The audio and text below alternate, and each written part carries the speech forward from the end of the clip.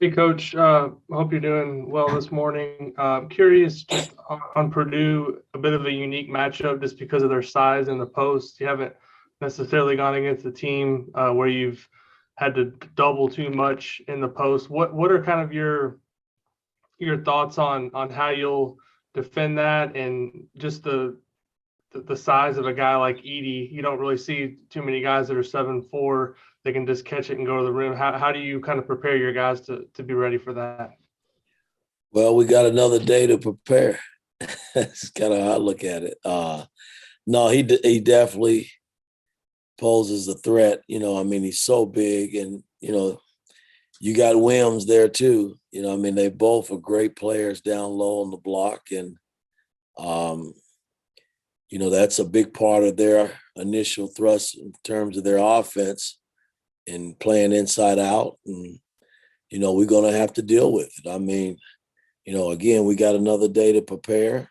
And we got to come ready to commit for 40 minutes. That's all I can tell you guys. They're a hell of a team. Their front court is damn good. And they got guys that can make the long ball as well.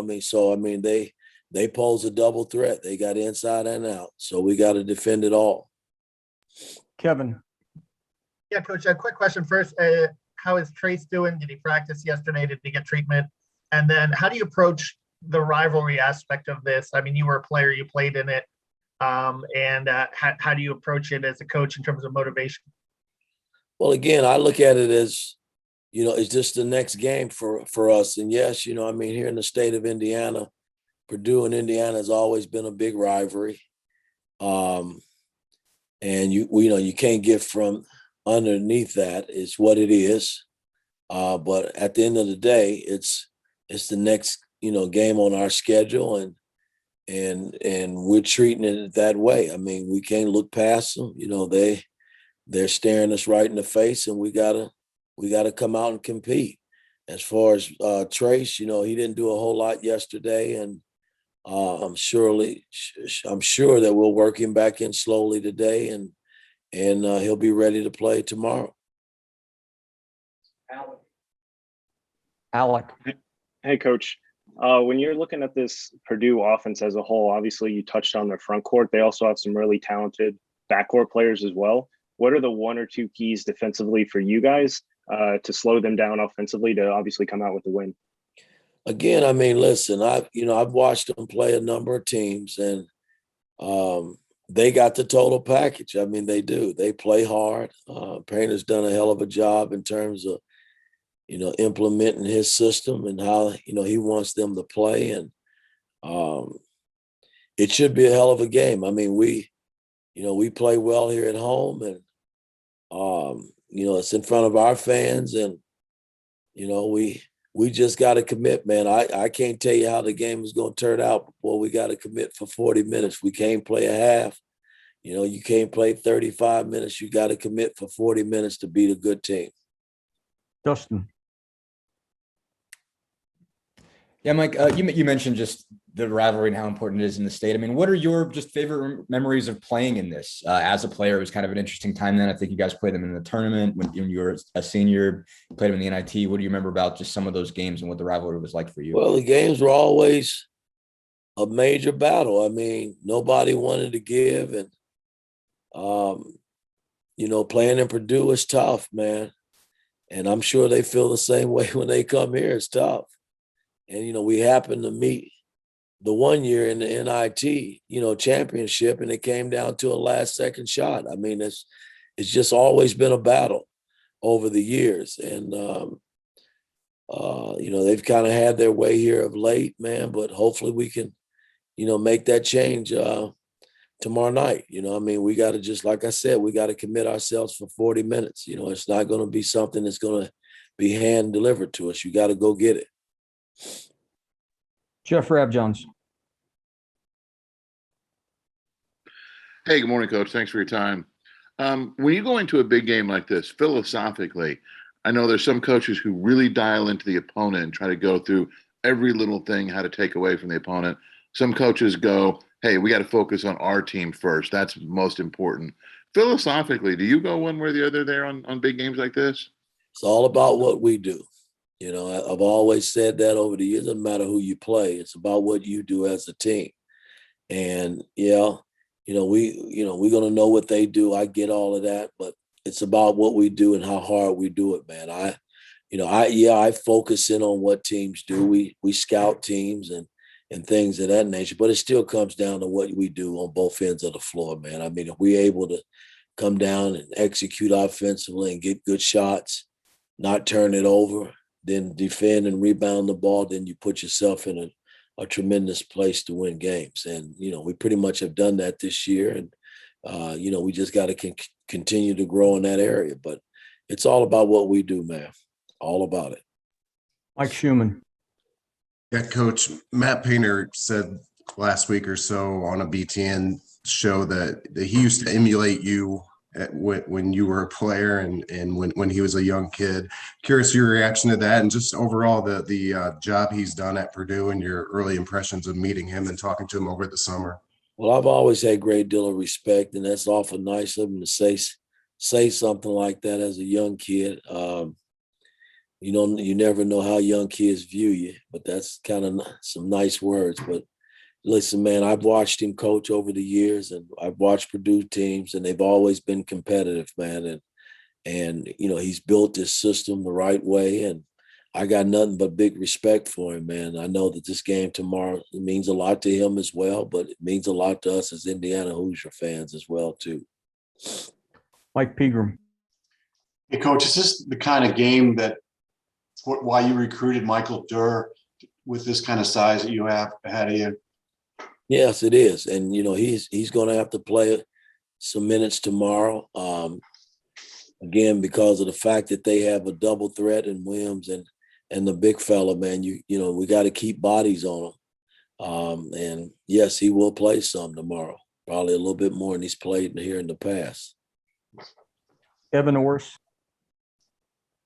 Hi, Coach. Going back to Michael Durr, I know he hasn't been on the court a whole lot with Trayce Jackson-Davis, but is this the type of game we could see both of them together due to the size of Purdue?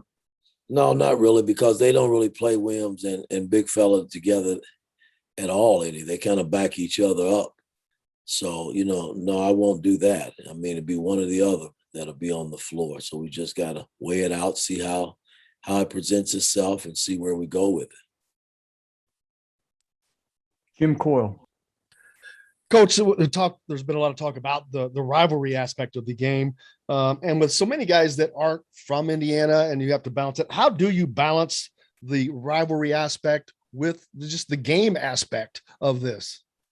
I've tried to keep it, a lot of these guys that are new, they don't know, and I get it, but I'm not selling that. I'm selling the game. To me, it's the next game. The rivalry is what it is. Protecting home is more important. And again, they just happen to be the next one on the schedule. So it's all about the game to me, man. Everything else takes care of itself if you come out and commit yourself for 40 minutes and walk out of our building with a W. Tom Brew. Mike, I know you have nothing to do with this current 9-game losing streak, but your Indiana playing career ended with a game against Purdue. What do you recall much about that 1980 game, and how long did that difficulty and sadness linger with you after your career ended against a game with Purdue? Well, it's tough because, again, if you recall back when I was a senior, there was a lot at stake that year for me, man, personally. The Final Four being, in Indianapolis where I grew up on my birthday, to be exact, on March the 24th.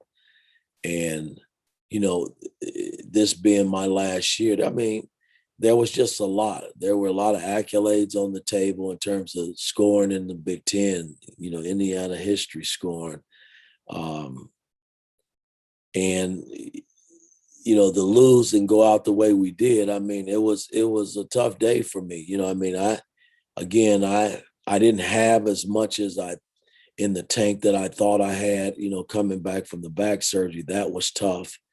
And I played. I mean, I asked Knight, to play me, man. Don't baby me. When I came back from the surgery, I think I averaged probably between 36, 38 minutes all the way out. And by the time we got to the Purdue game, that's no excuse. Hell, they were the better team that night in Lexington. There's no doubt about that.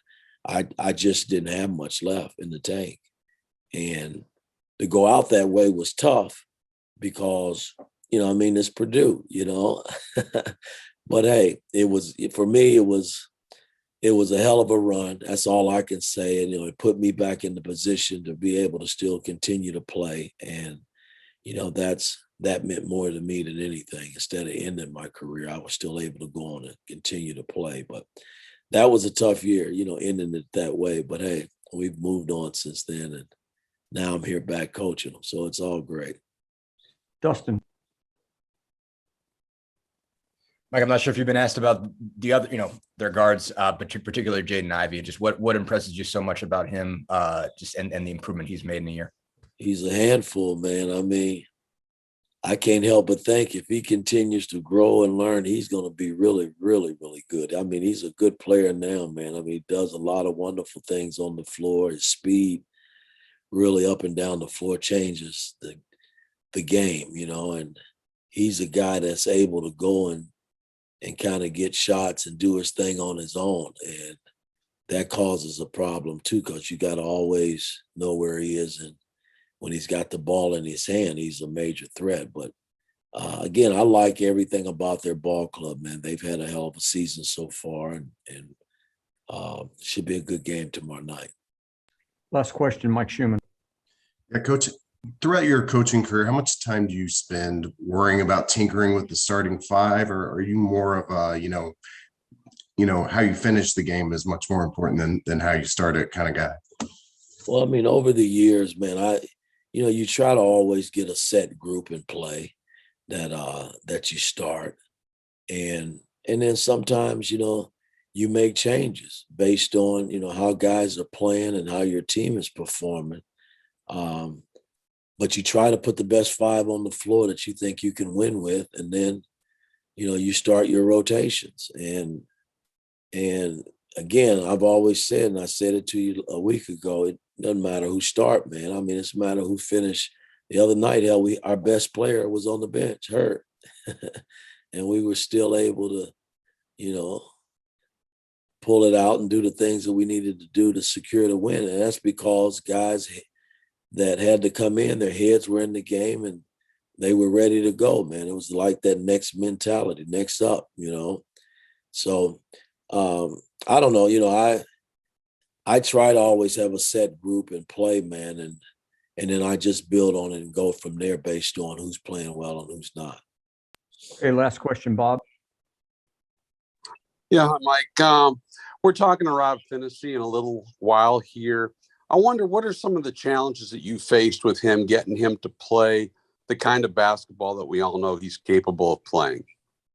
Well, if he plays like he did in Ohio State game, we probably won't be having this conversation. But right. Well, he's had a tough go at it in the past, man. I'm just trying to get him to forget what happened in the past, man. I mean,